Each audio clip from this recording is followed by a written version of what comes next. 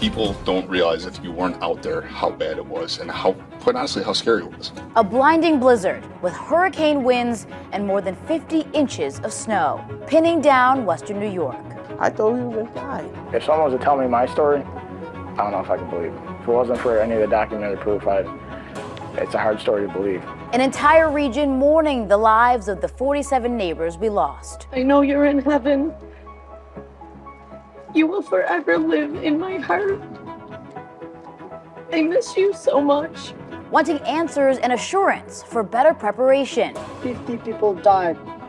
How many people are gonna die in the next? But through the heartbreak, Here, people, it's Buffalo, right? The city of good neighbors. heroic stories of neighbor helping neighbor. So I think the world's not gonna turn if you're not helping others. And a community coming together. That's really what Buffalo is about. It's taking care of each other. When times are tough, everybody pulls together.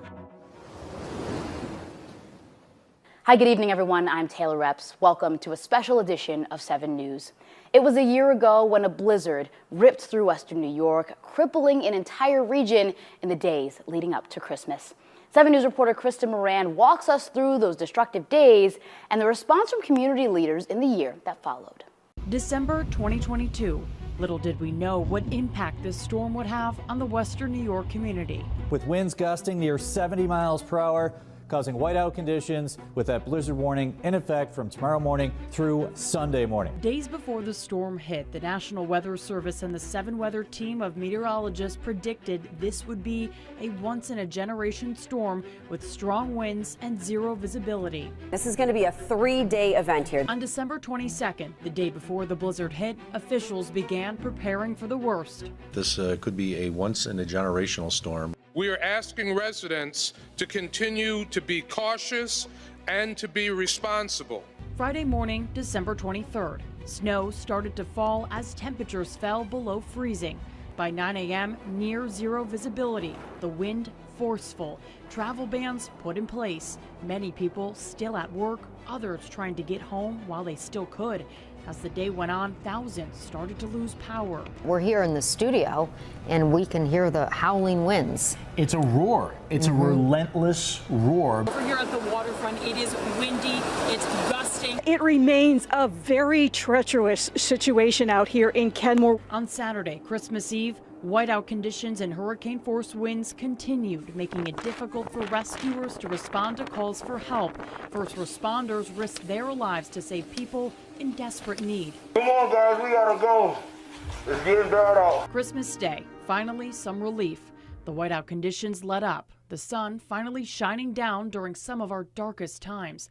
As we began to dig out stories of neighbors helping neighbors emerged. This snow angel took in stranded travelers. All right, I'm now up to 7 people trying to figure out what to cook for dinner. These McDonald's workers took in more than 50 people. I mean, we fed them, had the coffees going, hot chocolates. Saturday we had the Bills game on. This Buffalo fire station made sure a stranded family staying with them could celebrate Christmas. That's really what Buffalo is about. It's taking care of each other. When times are tough, everybody pulls together. A barber shop on Buffalo's east side became a sanctuary. I felt the need that, what can I do to help? Story after story of communities coming together. But as the days went on, we started learning the names, the stories of the 47 neighbors who lost their lives during the Christmas blizzard. Violeta Quiñones lost her partner of 5 years, Henry Tolado, who died of a heart attack. I call the police. I call National Guard. I call everybody to try to help me. Nobody show up. Edie Saita lost her mom, Stasha, who died in her car on the 33.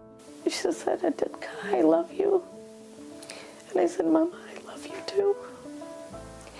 And she said, please pray for me. And I said, I will pray for you. The dig out continued for days, and after hearing these stories, some city lawmakers pushed for change so these tragedies can be prevented. This is not politics, it's about the safety and well-being. That's our first responsibility, the safety and well-being of our residents. As we started to recover from the storm, conversations of storm preparation took center stage. We need a coordinated response on every level of government, especially from city, state, and federal. Weeks after the blizzard, Buffalo's Common Council opened the door to discussions sometimes contentious over what could improve. Commissioner, I think we've established the equipment's old. We need to be preventative and we need to be proactive. We can't continue to be reactive. Snow response plans and securing new equipment for Buffalo's bravest were just some of the priorities city leaders wanted to address. I hope that we will be able to continue to move forward and have a civil conversation so that we can find out, what went right, what went wrong. In February, a step toward change. The Common Council approved positions for an emergency manager and a fleet manager. This person is a coordinator. That is a skill set.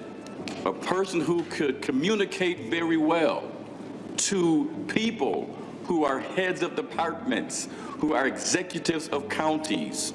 Someone who could literally make sure that the egos get checked at the door and lives of people are the priority. Over the summer, NYU released a blizzard report diving into how the city of Buffalo can learn from what happened. The goal here is to update our emergency plan. The roughly 180-page report highlighted how communication can improve and how the city's equipment was not sufficient to handle the storm's size. There's going to be some takeaways and some lessons learned from this, and we know that, and we know this was coming, and we're ready to incorporate all those changes as we go forward. One of the few positive notes in the report, the heroic efforts made by both the police and fire departments. We gotta walk. We gotta walk.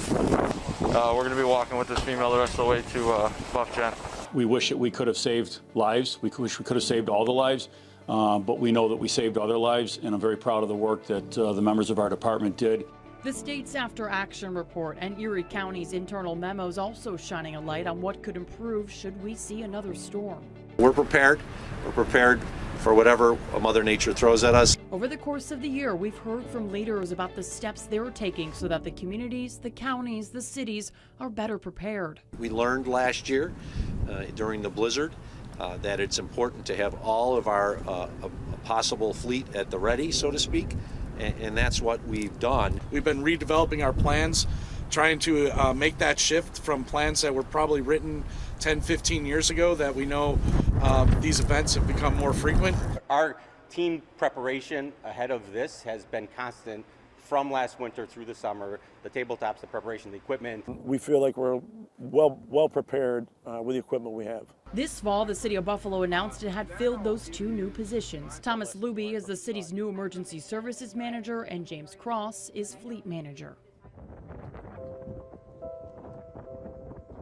A year later, after a once-in-a-generation storm, the stories, the lessons, the people will never be forgotten. Christmas will never be the same for all of us, for everyone here. Everyone who lost someone, it will never be the same. Krista Morand, 7 News. So let's talk more about those people. Dozens of our neighbors right now are trying to celebrate the holiday, but it's hard knowing that one chair at their table will be empty. I talked with some of those families about their loved ones and how they're planning to honor their memories this holiday season. People are getting ready to celebrate the holiday and I can't do it. Getting fish for her Christmas dinner at the Broadway market. She didn't think she wouldn't make it back that day. 73-year-old Stasha Saida died in her car on the 33. And I cannot imagine the excruciating pain and the thoughts that were going through her mind before she passed. Getting milk for his neighbors. He didn't admit it. Trying to bring a gallon of milk cost life. 26-year-old Abdul Sharifu was found on the sidewalk, stuck in the snow. Probably the worst moment of my life. An asthma attack. So help was on the way, and then finally, once the help came, they basically said, okay, we can't help her because your street is completely blocked. 46-year-old Ladrice Curry, known by family and friends as Nikki, died in her home when first responders couldn't get to her. Our neighbors suffering their final moments during a storm when they should have been with their families celebrating. Community members gathered earlier this month to remember people like William Clay, Kevin O'Sullivan, Carolyn Eubanks, Gary Cooper, Juanita Robinson, and those whose names 1 year later we still don't know. 50 people died. How many people are gonna die in the next? As we approach this 1 year mark, while some are wrapping presents, others are laying flowers. Let's all remember the memories we had with the people that we love that tragically passed. So let's do just that. Some friends and family members of the victims shared their brightest moments with me. Here's how they want them to be remembered. Edie Saida says her mother Stasha was fearless, emigrating from Poland to give her and her brother a better life. I know you're in heaven. You will forever live in my heart. I miss you so much. Why did you have to leave? I'd do anything in the world to see you again and to tell you I love you, Mama. This year, she's holding those final memories dear, like the last gift and the last Christmas card her mom gave her. I know I'm going to be sitting at the dinner table looking at the empty chair, thinking of my mom and lighting her candle. Things have been very difficult since he's been gone. This East Delavan neighborhood is missing its leader, Derek Monroe, who everyone knew as Mr. D. His neighbor Destin Sharp tells me he went out to the store during the blizzard and never made it back. You know, when they started finding bodies, he just happened to be the person that they found. He was 62 years old. Sharp says the holidays will never be the same without his smiling face sitting out on this porch. Before the blizzard happened, we actually had a gift for him. He was never able to get his gift. All of my kids that I birthed in this world is gone. Morris Singer was known as the flashy guy, known for turning heads when he walked into a room. He was 90-year-old Elizabeth Singer's last living child. I caught up with her and her granddaughter Tamika, who has been her rock through it all. Losing my Uncle Morris just made it that much more difficult for me because I couldn't get to her. To have to come in and share the news with her that her one and only child had passed away in that storm, that was tough. She tells me the holidays are a painful reminder. I don't like to think about them. I really don't. I have been through so much. Nikki Curry was a sensitive soul. She was super positive. Like she never wanted to look at the bad. She always wanted to look at the good. She leaves behind a teenage son and her niece Zanaya, who was like a daughter. Everyone said that me and her always looked alike. And the last text that she sent me was, Merry Christmas, even though this Christmas isn't very merry. We're always gonna, be together. It was always gonna be a better one. I wish she was here. I wish I could hear her voice again. I wish I could just tell her I appreciate her. So how do we do this? How do we celebrate when so many of us are still grieving? For Elizabeth, it's prayer. Ask God to give you a peace of mind and carry you on and make you strong. For Destin, it's holding tight to those we have. So I just feel like anyone that's, that has family members, friends, anyone that they value in their lives, I just want you to make sure that you value that person because you never know when that person might leave. For Edie, it's representing those we lost. And we have to be the voice for everyone who perished. And we have to be the voice for immigrants. For Zanaya, it's giving back. Her family is doing a fundraiser called Christmas with Nikki. We're having a GoFundMe account where we're raising money up to $10,000 so we can actually donate to the foster care and adoption company. And while she honors her aunt's life, she's bringing new life. She's expecting a little girl in April. My family, we're nicknaming her baby Nikki, so we're calling her little Auntie Nikki. What we've been saying is like, this is our angel baby. Bringing hope for better days. Welcome back, everyone. The 2022 blizzard left tens of thousands in the dark, not only due to lack of power, but also lack of resources. 7 News anchor Ed Dranch learns from community leaders what steps have been taken to protect Western New York's most vulnerable. As those wicked winds blew through Buffalo, the drifting snow piled high inside National Grid substations, shutting them down, cutting power to many, especially on the east side of Buffalo, leaving many in the dark for days. We can't afford to not be ready for the next storm that comes that could be of that magnitude. Ken Kujawa, National Grid's regional director, says the utility is replacing this fencing with a louver system to stop the wind from blowing snow inside these bays. It's something that undermined and compromised the system last year. If we were to get another blizzard like we saw last year, are you confident that this substation would stay online and power this community? Yes, we're confident. The louver systems are the way that we decided to pursue protecting our substations. We've had success in the past, and we believe that the louver systems will put us in the best position going forward. These louvers sit on the outside of the bay like blinds on a window with 45-degree slats, allowing for proper airflow but cutting down on exposure to the elements. East Side substations are done, but others in the community are being worked on and should be done in early 2024. Generators will be obtained for the shelters to ensure reliable heat and electricity.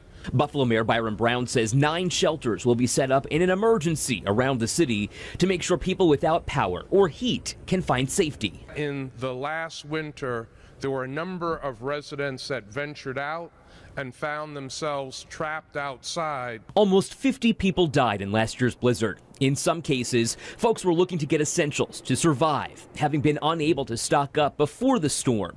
So I asked the mayor what's being done to protect the most vulnerable in an exchange you might have seen on my Instagram. I wonder, because the East Side saw so much loss of life, so many of those people weren't able to go out and get groceries to stock up. What is the city doing right now to prepare those folks who might be in lower income, minority neighborhoods that typically saw the most loss of life, the most impact?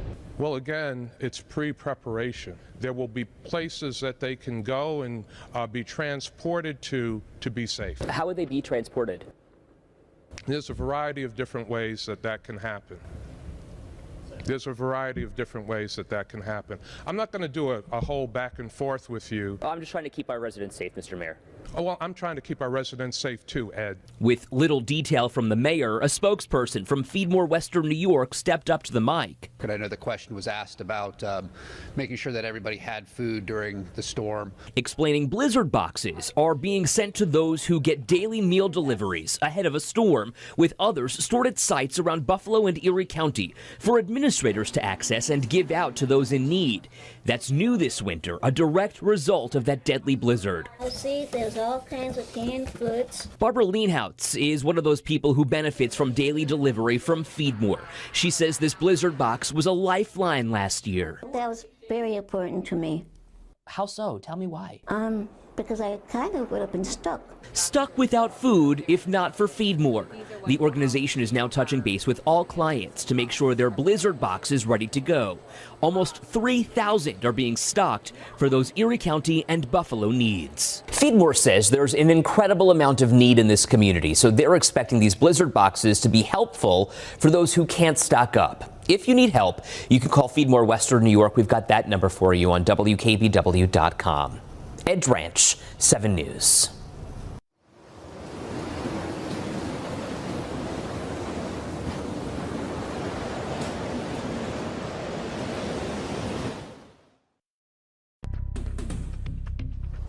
This is Eileen Buckley. What lessons did you learn from last year's massive Buffalo blizzard? I checked in with some of our neighbors on the west side to see how they've been preparing. Reflecting back, your thoughts now of what had happened. Wow, it's incredible. I can't believe we could actually see the streets now. Just days after last December's deadly Buffalo blizzard, I met with Angel Rodriguez of the west side, who helped dig out neighbors on 18th Street from the massive snowfall. I recently met with Rodriguez outside his home, and he tells me his biggest criticism to the city was waiting for his street to be plowed. The lack of plow trucks coming down our city streets. You know, sometimes they take forever to get down through, and I understand that there's cars sometimes that stops them from getting through, but we got to do a better job, I think, with that. Hopeful that we can get to the neighborhoods a lot sooner than we did last year. Some people were still buried in a week after. And that's something we don't want to repeat. We want to make sure once the primaries and secondaries are done, we have to hit those residential streets. Niagara District Common Council member David Rivera also reflecting on what lessons were learned from the blizzard. Rivera says the city must be better prepared. You know, we've lost so many lives as a result of that. Buffalo police and fire could not get to so many people. It was crazy last year. I mean, we couldn't get out the house and stuff. I mean, I had to walk to go to the store, you know. Rodriguez's wife, Madeline, also reflecting on those treacherous blizzard conditions that pounded Buffalo for hours, and then the days that followed trying to dig out. I had to climb on the snow to get to the store and stuff. Preparedness is the most important thing that I've learned from last year, including myself. I like to stock up on things. And the lesson learned for these 18th Street residents. Oh, a lesson is to be prepared, I guess. The Rodriguezes also signed up for alerts from the city to get weather warnings. And they showed me how they're making sure their vehicle is ready for future storms. I have, stuff inside my van. I have a shovel. I have blankets, some water just in case of an emergency purposes. And, anything that I can have, I'm going to have in the van. Rodriguez even keeping a box of Cheerios in the back of his vehicle just in case.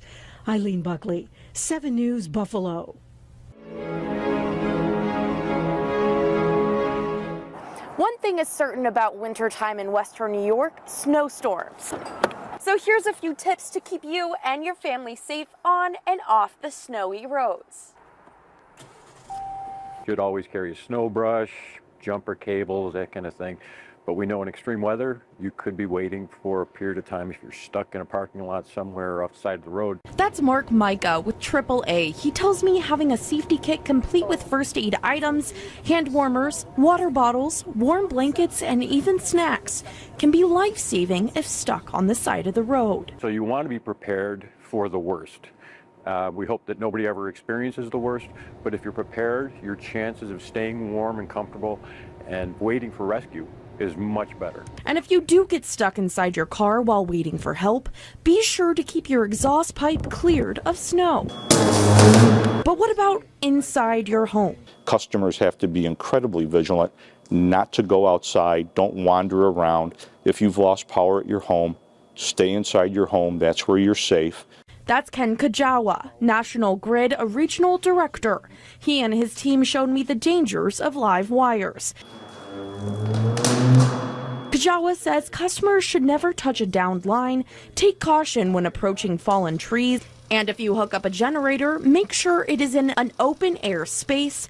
Turn off your main power breaker to ensure you don't shock workers working on the downed lines. If the power is out, use flashlights, don't use candles, and always call your power provider if the power goes out. In terms of making sure that we're ready, we're prepared to restore power to our customers in the event that we do have a power outage. Also, ensure you have enough bottled water and non-perishable food on hand in case power isn't restored right away. Jordan Johnson, 7 News, Buffalo.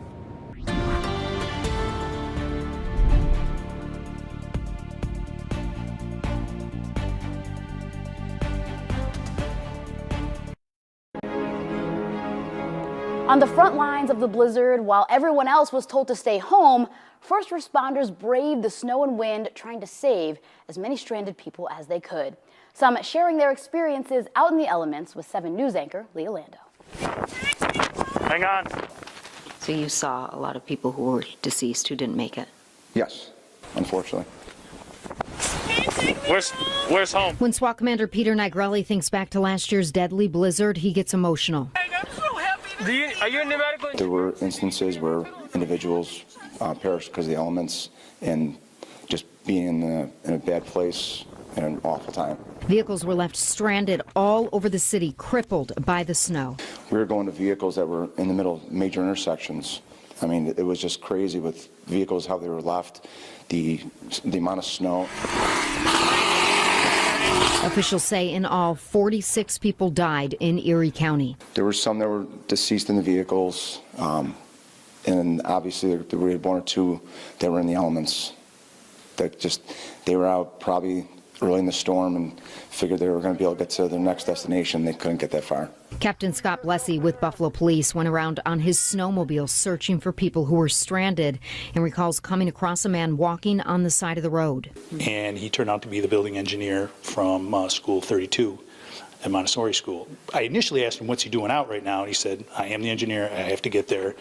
So he got his first snowmobile ride. Yeah, he wanted to go open up the school perhaps for a warming shelter. Yeah, the weather that day was not made for anybody to be outside. Captain Blessy has been an officer for 23 years and has never seen a storm like the blizzard of 22. He remembers rescuing people from their vehicles. For some reason, they thought it was a good idea to go out and try and go to the store. It was Christmas Eve. They said, well, I need to get to the store because it's Christmas Eve and Christmas is tomorrow. They'd only been sitting there for probably about 3 hours. Hi, Buffalo Police! He was a little surprised to see somebody on a snowmobile. I shouldn't say surprised, but then he was really surprised to find out it was a police officer. We gotta walk.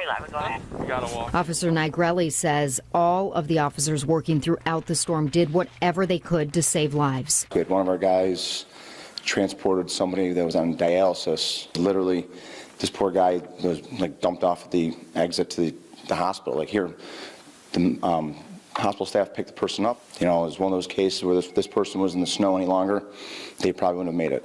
Is a couple of y'all? Yeah, there's 8 of us. It was just about going into action to save as many people as you could. Correct. It was very surreal to find out the stories of the officers who were stranded for 2 or 3 days at a time.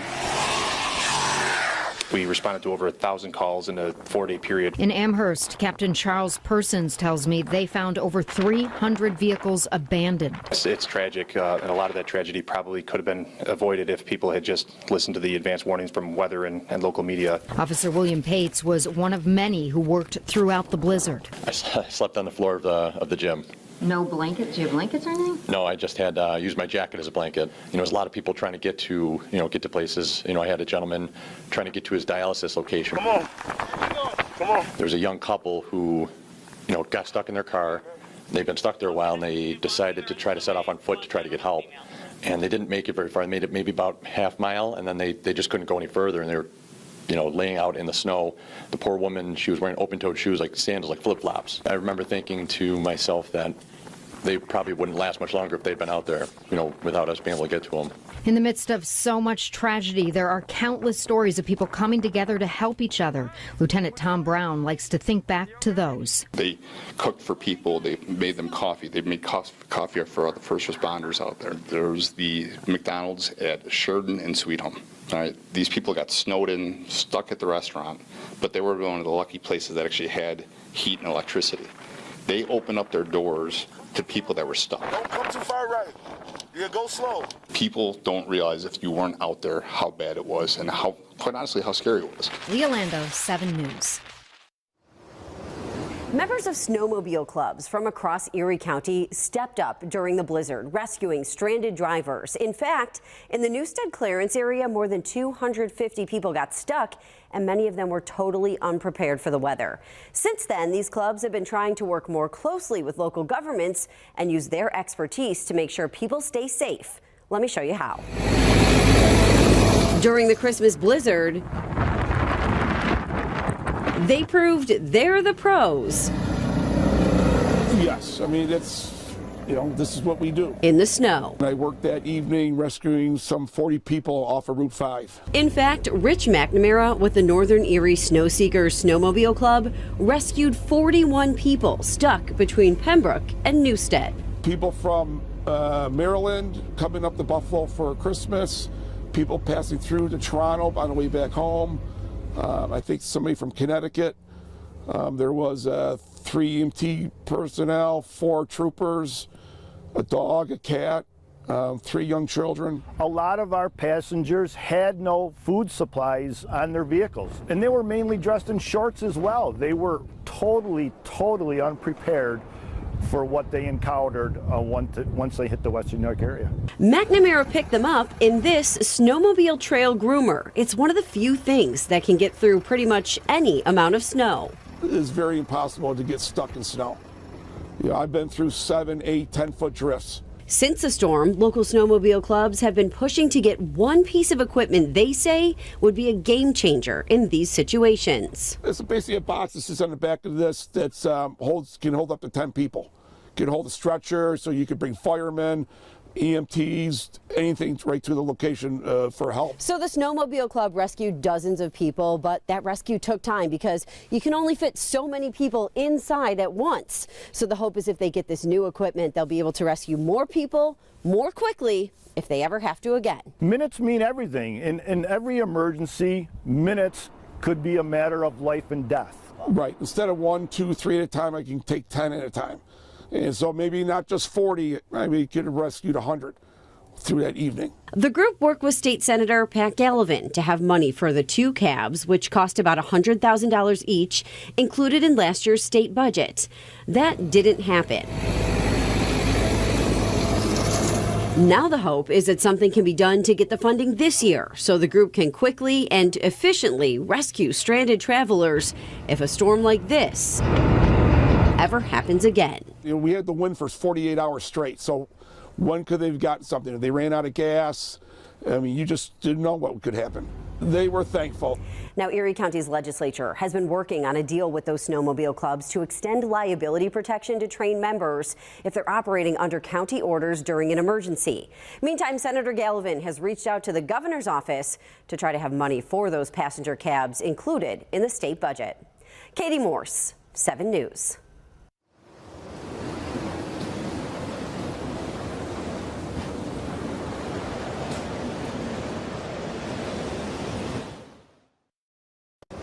I'm Jeff Russo here in South Buffalo. Included in the incredible stories of the Western New York community coming together during the December storm are the efforts of those on the front lines in our local hospitals, including here at Mercy Hospital, where the leadership and staff came together to push through the challenges of this generational storm, also continue to provide a high level of care. I think it was probably the most impressive storm we've seen. South Buffalo, one of Mother Nature's favorite winter targets. And as the Christmas storm of 2022 rolled in, the staff at Mercy Hospital of Buffalo knew they'd have to rise to the occasion. We knew there was going to be a lot of leaders we'd need to depend on and a lot of staff to potentially give up time with their families to be here to care for the patients. Michelle Wild is director of nursing at Catholic Health. She tells me as the snow piled up, many nurses couldn't physically get to the hospital, meaning long, demanding days for those already on site. People were here up to 5 days. Some of the shifts, it depended on what it was. If it was critical care or the emergency department, the rotations went differently. Some nurses, some ancillary staff were working 16 hours. It was extremely challenging. Jacqueline Meyer is the nurse manager for Mercy's cardiovascular ICU. She tells me her team rallied together in the face of the storm to still provide a high level of critical care. We had nurse practitioners turning and bathing and doing everything that they could do to make sure that our patients were comfortable during these extreme circumstances. But it wasn't always easy. Morale was a problem. I mean, at first it really was, because we all have families, some of us young families. People, they want to be home. The holiday coming didn't really help. So Aaron Manzinski, a registered nurse in the CV ICU, tells me his co-workers got creative to not only take care of patients, but also each other. We had, one of my co-workers had very generously gone up and bought everybody a Christmas present and put it under our unit Christmas tree, and we all kind of felt that was like just a nice touch. And the efforts to support each other didn't stop there. I brought my Instapot, so we made a couple batches of friendship soup. Lena Quarantello is the clinical specialist of the CVICU and tried to comfort her co-workers by making soup. We ended up here. We happened to have the food to do it. We made it together. We ate it as, a family in the break room. It just felt right. Short breaks from patients to watch a Buffalo Bills victory on Christmas Eve also raised spirits, as did the efforts of Mercy Hospital's dietary team that still found a way to feed 600 staff members and more than 300 patients 3 times a day during the storm. No one complained about the task at hand. Everyone knew what we had to do. Michael Galbraith, Mercy Hospital's food service director, led the effort with a bare bones dietary staff. Everybody pulls together in times of emergencies, and to see everyone pull together and work together, work out of their normal daily routine to help others, help coworkers, help family members, help people who got stuck at the hospital, help patients. It was really heartwarming. A heartwarming effort at Mercy Hospital of Buffalo to keep patients safe during the storm of a generation. I don't know what else to tell you, but we're nurses. That's sort of just part of the job. That's what we do. We just take care of people. It's Buffalo, right? The city of good neighbors. That's what this hospital is for this community. Jeff Russo, 7 News.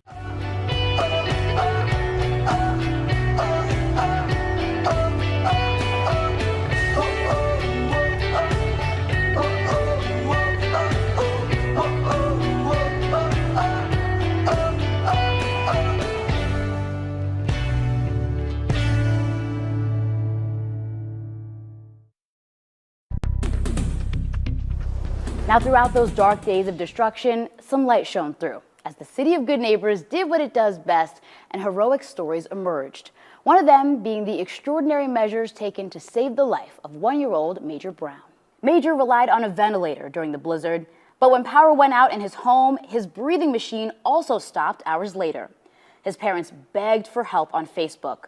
For more than 24 hours, they took turns giving manual breaths to keep Major alive, not sleeping.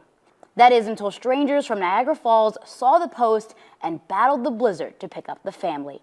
On Christmas night, Major and his parents were taken to a relative's home where they were able to plug in his ventilator.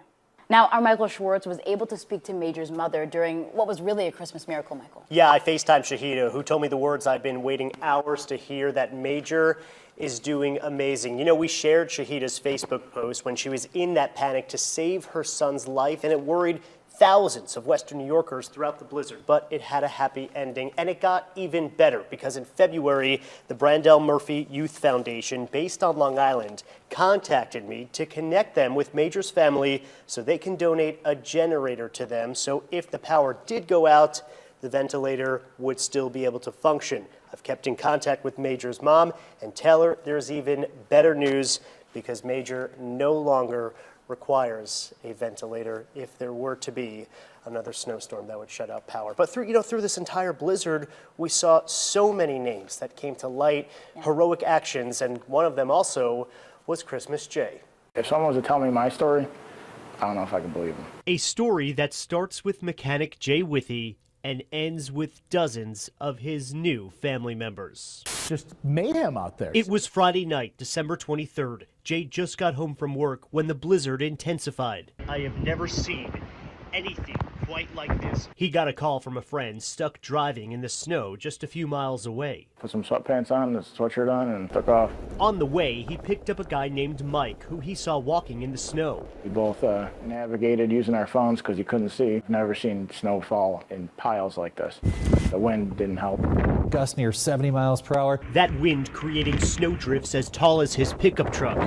He got stuck in one for good with only a quarter tank of gas left. Told this Mike kid, I said, listen, I have money in my wallet. I have $500. I said, someone's going to let us stay in their house for $500. I left my truck and I walked. Couldn't see my hand. It was like sticking my hand through a wall. Jay says he was out in these conditions for more than 2 hours, searching for shelter. Knocked on every house I could find, and unfortunately, they all turned me down. He was soaked and frozen. And my body started shutting down. My chest locked up. My hands froze solid. I couldn't open my hands. Yet the blizzard roared on. The worst weather I've ever seen. That is from what he could see before he got lost in a blinding blizzard blast. Lost vision completely. On the brink of collapsing, a miracle. I ended up bumping into something that was vibrating and realizing I walked in the back of my own pickup truck. So I got in the truck, I put my hands on the dashboard and my head on the steering wheel, and that's all I remember. I passed out. Jay woke up with blurry vision, and then in the first few minutes of Christmas Eve, a knock on his truck door. She works at ECMC. Her name's Mary. She went to go get shelter, and she found my truck just by miracle. And she's crying, asking me to get in. It's so wild. You got turned away like Mary and Joseph did at the inn. That's how the manger scene happened. And then at midnight, a lady named Mary comes to your door. She goes, that just doesn't, I'm like, that. Mary, Mike, and Jay remained in the truck until it ran out of fuel a few hours later. I looked on my GPS and I found a building and it ended up being that school. There was only one clear option on this Christmas Eve morning: break into Edge Academy. Schools have very safe windows, so it's very hard to break. Jay found uninstalled brake pads in his truck and used that to break the glass of a school window. Once inside, he disarmed the alarm. They call me MacGyver. He walked out to get Mary and Mike from his truck and brought them inside. But he wasn't done. I made like 40, 50 trips out of that school. All of Saturday, Jay searched for people. He tells me he dragged 11 people from cars into the school, like Robert Holzman. Somebody approached the car and so they got into the school. That was Jay. They totaled over 60 people in and out of that school over those days I had it open. Jay even found janitor keys to get gym mats so people had a place to sleep. And he used school resources wisely, breaking into the kitchen to eat and cook the lunch menu. Apples and cereal and juice boxes and milk and water. Stuffed crust pizza. That's probably the best pizza I've ever had. After eating, he would search for more people, even to nearby homes, inviting people to the warm school he had just unlocked. For some people who declined the invite, he still stayed to fix their generators. Hours of just that, you know, networking. I'm fine, but I ran out of gas.